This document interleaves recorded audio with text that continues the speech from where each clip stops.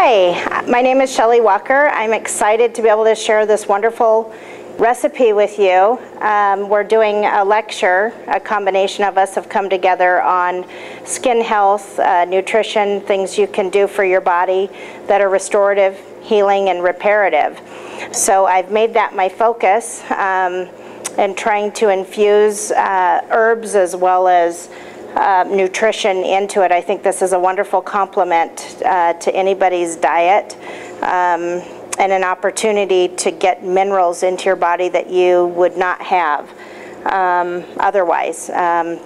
Minerals, ironically, have to be consumed to be absorbed into our bodies correctly. In Asian cuisine, dating back as early as the 1800s that we know of, bone broth has been used for a wide range of ailments.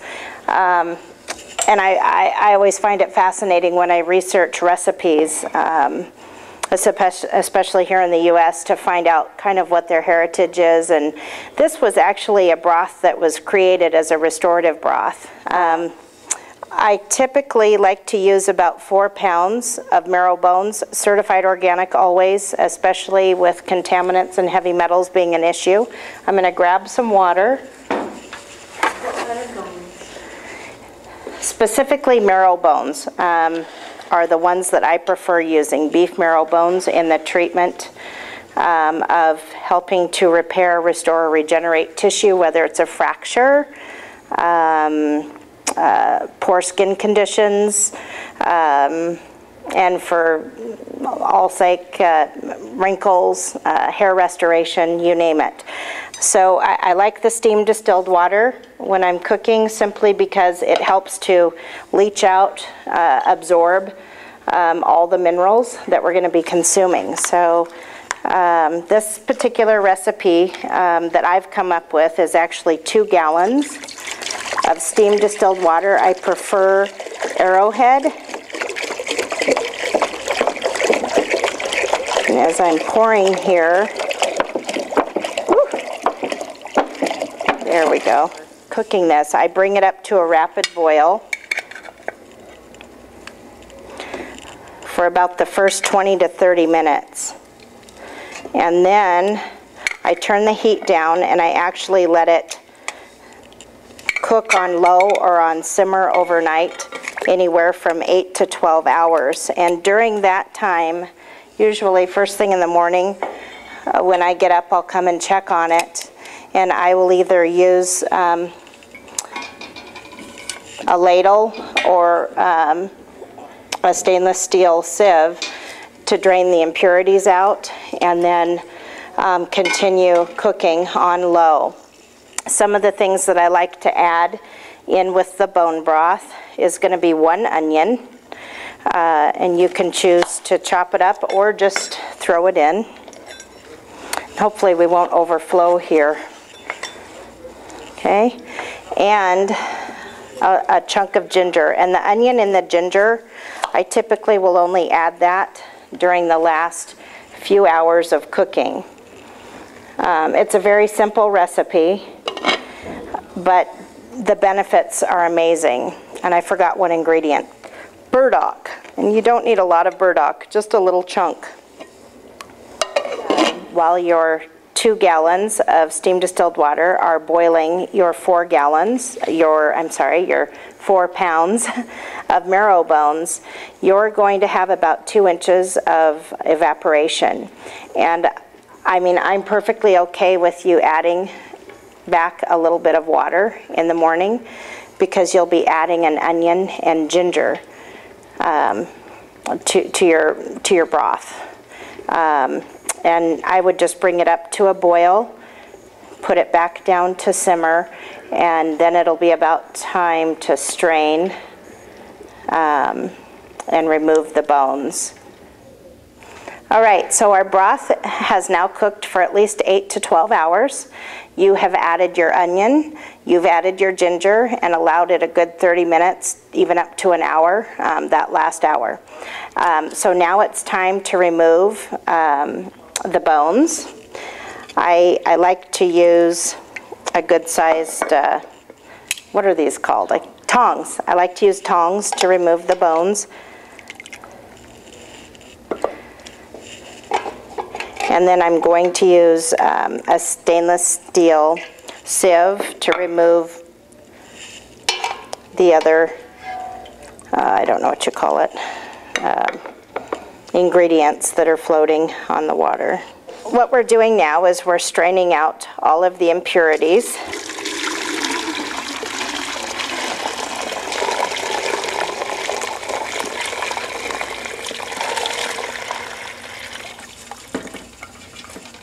And many, many people love to use the leftovers in other recipes, especially the additional marrow bones. But during this part, the other thing that I always add is 1/4 cup of apple cider vinegar. And the apple cider vinegar is wonderful, again, at helping to break down some of the other proteins that might be occurring still in the broth, and it helps with the absorption, the mineral absorption of how we assimilate it in our bodies, because it has natural protease in the mother. So I'm going to just give it a little stir here, and we'll keep moving on to the next phase of this wonderful tissue building bone broth. Okay, and after we've removed all the impurities, your bone broth is ready to go. It's a great body mineralizer. It's very bioavailable. However, I do know in a lot of other cuisines and Asian cooking, there are many purposes and uses that you can find online for recipes to benefit from using the marrow bones for other things. My marrow bones, after I make this recipe, go to my dog. So on to the next phase, which is, in my opinion, really important and crucial for regenerating, repairing, and healing tissue. So the next step is quite simple. This is my herbal blend that I add at the end. The red raspberry leaf, the nettle, and the parsley. And I just, I pack it in really, really well. I've brought my water already up to a boil. And I usually like to do about 4 cups. And this, like I said, has already been brought up to a boil, so it's just going to steep for about 3 minutes, 3 to 4 minutes. So what I'm doing here is I'm making an infusion that will be going into this specific bone broth. I use herbal infusions in my bone broths to help to enhance tissue regeneration, repair. I have a dear friend that fractured her leg. It's not healing well, and I have another dear friend who just recently had a baby. And again, those are areas that are going to require tissue repair. So I really like to use herbs that are rich in minerals like alfalfa, red raspberry leaf, and parsley. And I add them right into the bone broth. And there are several different ways, that you can serve this when it's fresh and hot. I'm going to garnish with some of the leftover substance of my broth, which is the parsley, a little bit of the ginger, and some onion, which is wonderfully healing and restorative to the tissue. I also have just a little chunk of burdock that we'll put in for the cameraman because he's got a sore back. It can be used as a wonderful soup stock. One of the other preparations that I like to do is I encourage people to pour them into mason jars all the way up to the top, because they can store in your refrigerator for at least a week, as long as you fill it all the way up to the top and seal it so that there's no additional air. The other thing that you can do is you can pour them into freezer trays, which is what I like to do, and store them. That way I have them readily available to give to people if they're, suffering in pain and hurting. And the cubes store really well in freezer Ziploc baggies. So, and there you have it. Shelly's bone broth tea to regenerate, heal, repair, and restore your tissue. Okay, and as an addition, with the apple cider vinegar, this serves actually two functions.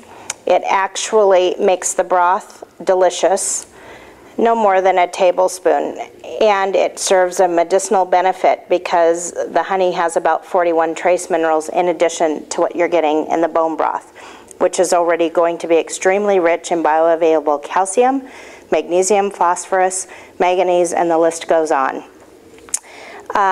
One other thing I forgot to mention at the beginning, it's strictly optional. Chilies, cayenne pepper, they're a rich source of bioflavonoids, so it's a wonderful thing, but again, a pinch goes a long way, and the ghost chili happens to be my personal favorite for medicinal purposes, but a pinch would be more than sufficient for the 2 gallons of bone broth. And again, we reviewed the apple cider vinegar, which is already occurring in there, but the apple cider vinegar is going to help you better break down and assimilate and absorb the wonderful bone broth. And in addition to the nutritional aspect of bone broth soup, which can also be put into a protein shake if you're using cubes, freezing your cubes. A medicinal dose would be 4 cubes, or for instance, a good cup or a cup and a half of the bone broth soup, preferably daily. One other ingredient that I love people to have on a daily basis for regeneration of tissue, whether it's your skin or bones, joints, is to make sure that you're getting a tablespoon a day of the Great Lakes collagen. It's a kosher, organic source collagen, also known as gelatin. Wonderful.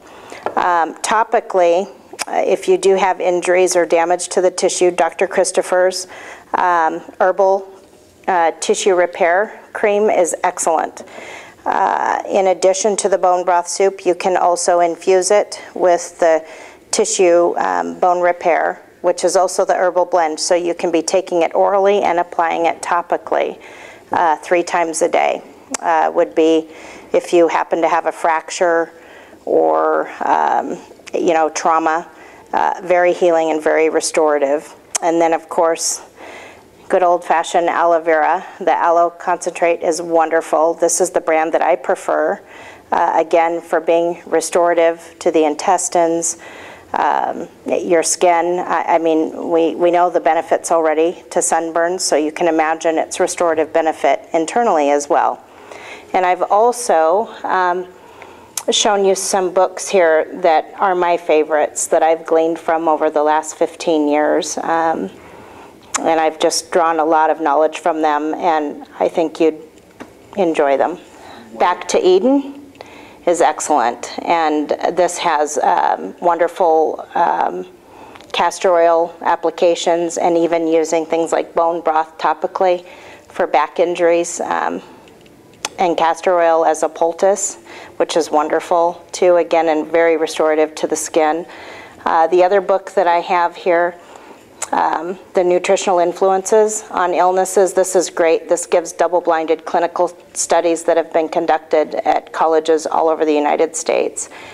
And also one of my other favorites that gives you the nutritional breakdown and the mineral composition of everything I've cooked with here today is The World's Healthiest Foods.